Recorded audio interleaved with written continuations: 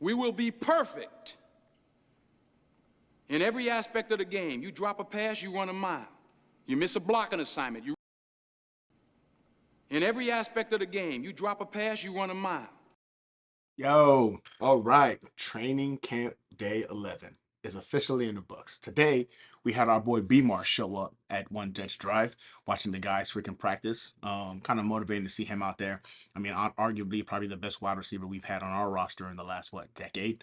Um, so he came out there, showed his love to the Jets, even out there doing the New York Jets chant. So I appreciate you, B-Marsh, going out there. It's always nice to see, man. Nice to see like old stud veterans coming back and just kicking it with the team. All right, that says a lot about the culture being built there. Zach Wilson had a day to day. Zach Wilson had a day to day, and to me, that's very important because with the loss of the right tackle, I know we've all been in the dumps a little bit, but this shows us so much promise as to what Zach Wilson can become. So we're gonna talk about it. Zach Wilson was perfect, and yeah, this is your New York Jet situation report debrief. Training camp day 10 or day 11. Let's go.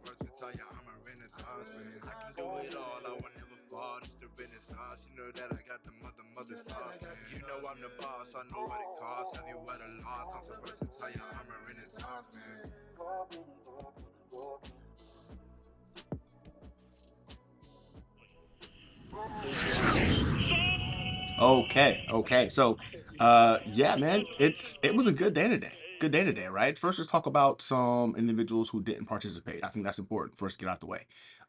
We had Carl Lawson have a vet day today, so he didn't actually play. A lot of people were kind of concerned about that when they didn't see him out there. But ultimately, it was verified and confirmed by him at his press conference that it was a rest day for him, right? So no worries, no setbacks, nothing re-aggravated with the injury or anything like that. It's just he got a veteran rest day today as we get closer and closer to our first preseason game here against the Eagles on Friday night. DJ Reed was also a no-show. Concerning to me, right? Because the hamstring issues been kind of like creeping in and out now. It seems like throughout the entire offseason, throughout all of training camp, and that's concerning. He is somebody who I think is going to have a lot of impact on this roster, and we kind of need him alongside on the other side of Sauce Gardner or Bryce Hall to go ahead and hold that spot down. A very valuable piece of this defense, and those hamstring issues are kind of concerning to me because they're soft tissue like injuries or concerns, and those things are so unpredictable, right? Like it can go from a couple of days, a couple of weeks, to a couple of months, right, depending on the level of aggravation. So, them taking their time with him is a good thing. A couple of guys were also were no show in terms of injury. I think Ty Johnson was one of them. Um, and in terms of injury, and of course Connor McDermott, and we already know Mekhi Becton wasn't out there today. So in terms of that, no new injuries happened today. It was these are guys pretty much rest day, and that were already battling some injuries.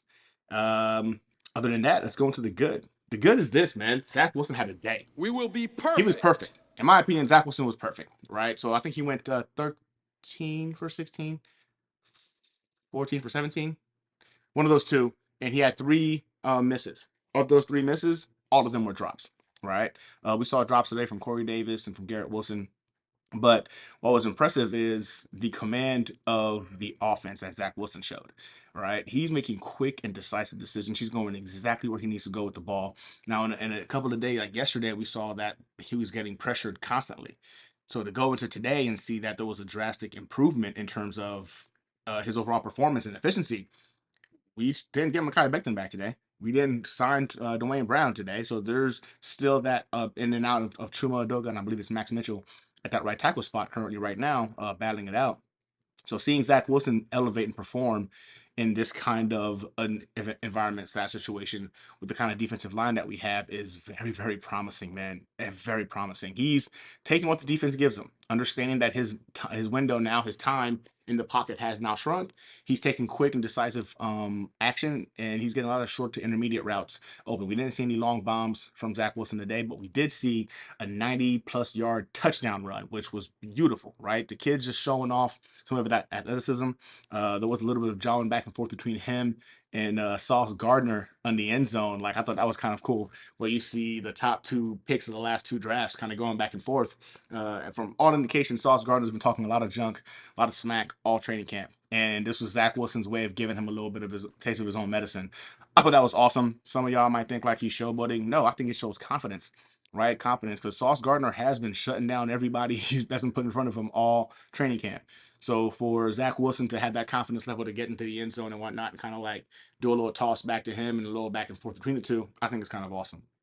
Um, so who looked good today on the offensive side? Corey Davis caught a lot of balls today, but he did have a drop, I think 2 drops maybe. He also did have 2 touchdowns. He's becoming the favorite target when we get into those red zone drills.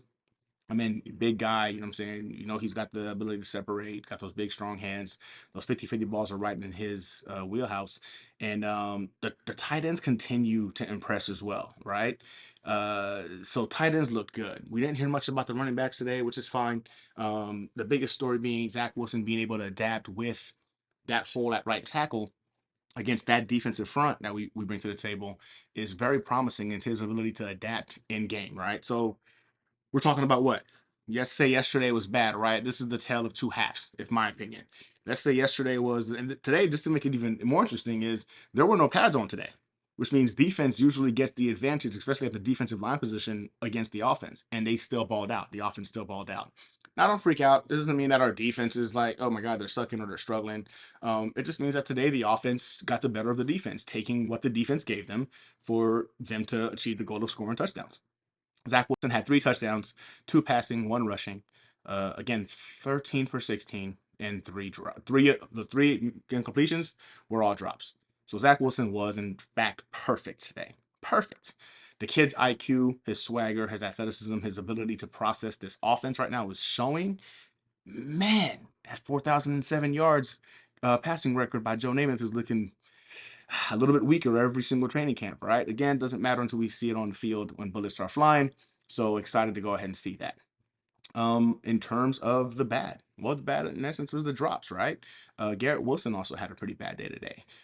He struggled to get any kind of separation. That's an indication of, again, how good Sauce Gardner has been. You know, the number 4, number 10 overall pick are batting it back and forth, but it seems like Sauce Gardner has kind of had Garrett Wilson's number the entire time in training camp, which speaks volumes again to the pick that we got in Sauce Gardner.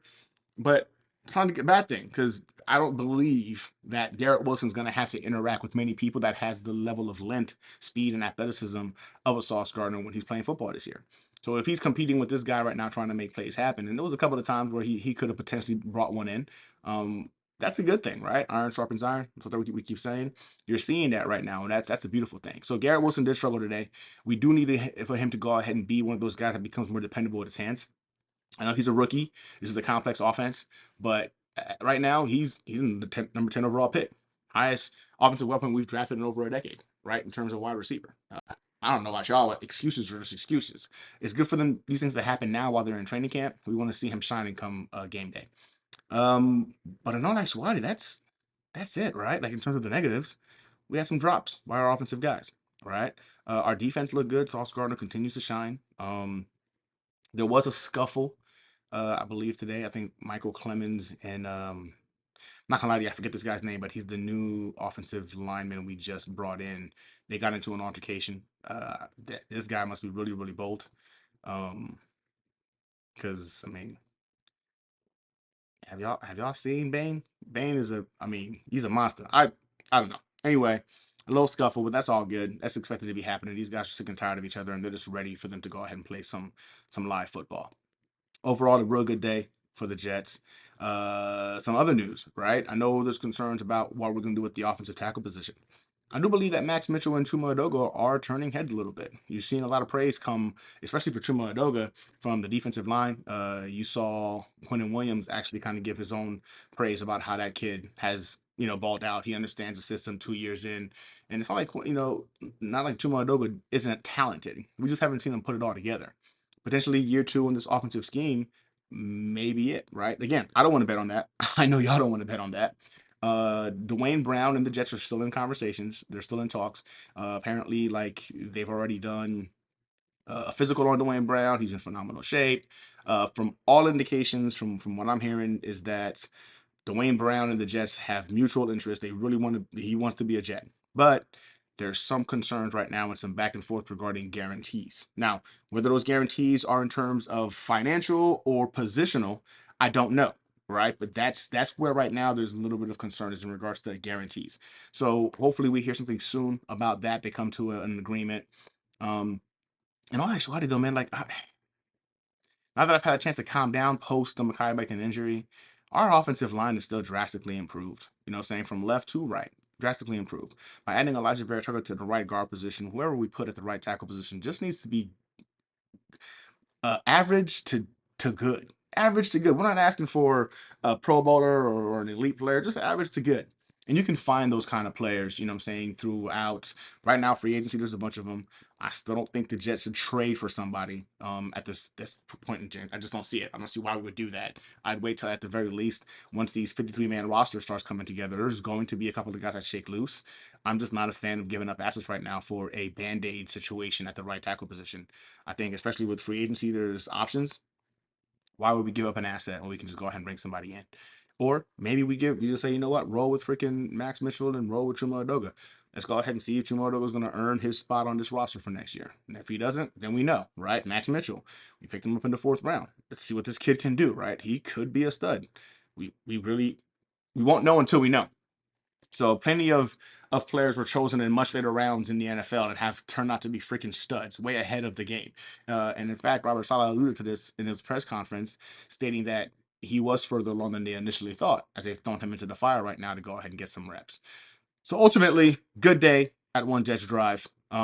We had Brandon Marshall, B Marsh, you know what I'm saying, at the facility. We got Zach Wilson going perfect, right? The offense is clicking and moving on all cylinders. He's confident. He's comfortable with the offensive scheme. Man, I can't wait for Friday. Friday's going to be interesting. Tomorrow's a day off for training camp, so I will be dropping my Breece Hall video tomorrow. So be ready for that one. I think you guys are going to love it. And yeah, that's it. That's your New York Jets situation report debrief for training camp day 11. It's been fun. We're getting closer and closer to real games. Only one day between us and some actual live football. Even though it's still preseason, I'm pumped. I'm excited. It's live football. I can't wait. I'm going to be hanging out with the Buffalo Jets fan on his live stream. I'll be, I think, checking in the second quarter, right, to go ahead and pretty much share some of my enthusiasm, frustrations, whatever it might be. You guys get to see that live. If you're not following the Buffalo Jet fan, I highly recommend you jump on his channel. That dude provides some great content, and we're all going to be on there Friday night watching the game together. I think it's going to be a great time. Fantasy football. Seriously, stop playing with me, man. I need 3 more individuals to join this league. I'm literally offering an opportunity for someone to go ahead and get a autographed football or an autographed helmet. If you're the champion, if you can beat me or somebody else, you get it. You get it.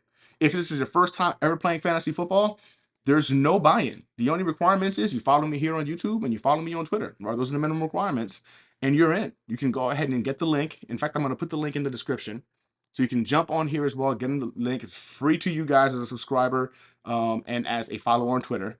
So free to enter. If you haven't played fantasy football before and you want to learn, this is a perfect time to do it with. That you never know, right? I've dealt with a lot of individuals that get that first time good luck type thing, and they wind up being champions. I hate that, but this whole thing is for me to go ahead and give back to subscribers and followers, so I'm all about it. If I lose out to a rookie, I'll lose out to a rookie. But get yourself in there. We've got 3 spots left, and again, the champion will get an autographed football or an autographed helmet. The second place runner-up is going to get a mini signed helmet by a former or current New York Jets great. So that's all I got for you guys for today. Again, this has been your debrief. I'm Gunny Gumby. Till next time. I'm mic'd up, Mike, so just I don't be saying much. I just want you to let you know I gotta let the D-line know.